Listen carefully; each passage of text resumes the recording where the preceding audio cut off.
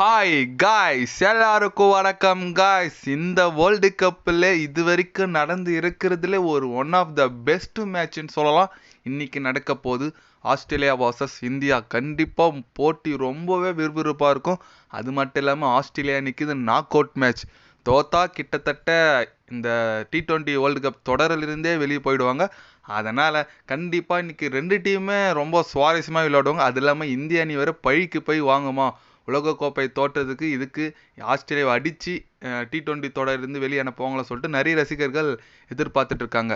இந்த நிலையில் காலையில் பத்திரிக்கையாளர் சந்திச்சார் நம்ம இந்திய அணி கேப்டன் ரோஹித் சர்மா. அப்போ பல கருத்துக்கள்லாம் சொன்னார். அவர் என்ன சொன்னார், ஏது சொன்னார் சொல்லிட்டு வீடியோ டீட்டெயில்டாக பார்க்கலாம்.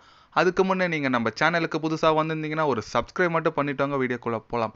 ஆமாங்க, ரோஹித் சர்மா என்ன சொன்னார்னா, எங்கள் அணி நல்லா பேலன்சிங்காக இருக்குது, பேட்டிங் போலிங் ஃபீல்டிங் சொல்லிட்டு எல்லாமே நல்லா இருக்குது. ஹர்திக் பாண்டியா ரொம்பவே எங்கள் டீமில் ஒரு வேல்யூபிள் பிளேயராக இருக்கார். நீங்கள் எடுத்து பார்த்தீங்கன்னா எல்லா மேட்ச்சில் அவரால் முடிஞ்ச அளவுக்கு பேட்டிங்லேயும் போலிங்லையும் ரெண்டுத்துலேயும் கான்ட்ரிபியூஷன் பண்ணியிருக்காரு. அவரோட அந்த கான்ட்ரிபியூஷனால் தான் எங்களுக்கு வெற்றிக்கு ரொம்ப ஈஸியாக இருந்துச்சு. கண்டிப்பாக ஹர்திக் பாண்டியா எங்கள் டீமோட ஒரு கீ பிளேயர்னே சொல்லலாம். அவரோட ஃபார்ம் ஐபிஎல்லில் சரியில்லைனா கூட இந்திய அணிக்கு வரும்போது சூப்பராக விளையாடுறாரு. அப்புறம் போலிங் பார்த்தீங்கன்னா ஜஸ்பிரித் பும்ரா சொல்லவா வேணும், மேட்ச் பை மேட்ச் நல்லா பண்ணிட்டு வந்துட்டு இருக்காரு. சூரியகுமார் யாதவ், சிவன் துபே சொல்லிட்டு எல்லாம் நல்லா விளையாடிட்டு வந்துட்டு இருக்காங்க. பட் கோலி அவர் கண்டிப்பாக கம்பேக் கொடுப்பாரு.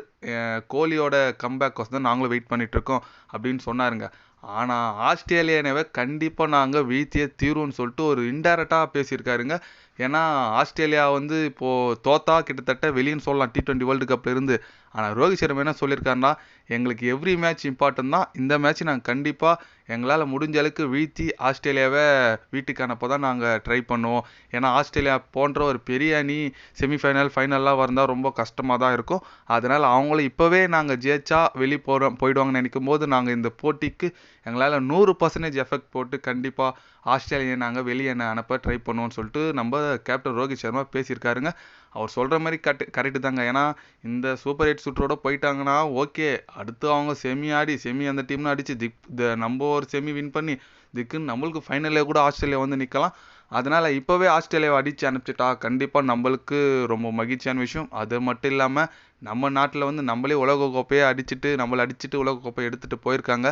அதுக்கு ரிவெஞ்சாக இந்த போட்டி கண்டிப்பாக இந்திய அணி பழி வாங்கி ஆகணும்னு சொல்லிட்டு நிறைய இந்திய ரசிகர்கள் எதிர்பார்த்துட்டு இருக்காங்க. பார்க்கலாம் இந்திய அணி ரிவெஞ்ச் வாங்குதா இல்லையான்னு சொல்லிட்டு. எத்தனை பேர்லாம் இந்திய அணி கண்டிப்பாக இன்றைக்கி ரிவெஞ்ச் வாங்கும், எப்படி சொல்கிறது, ஆஸ்திரேலியா T20 தொடரை விட்டு வெளியே போக நினைக்கிறீங்கன்னு சொல்லிட்டு கமெண்ட் பண்ணிட்டு போங்க. இது போன்ற ஸ்போர்ட்ஸ் நியூஸை தெரிஞ்சுக்கணுன்னா சேனலை சப்ஸ்கிரைபர் லைக் ஒன்று பண்ணிக்கோங்க. கண்டிப்பாக கிரிக்கெட் பற்றி, முக்கியமாக வேர்ல்டு கப் பற்றி day by day channel update வரும். மறக்காமல் சப்ஸ்கிரைப் மட்டும் கொஞ்சம் பண்ணி வச்சுக்கோங்க. நன்றி, வணக்கம்.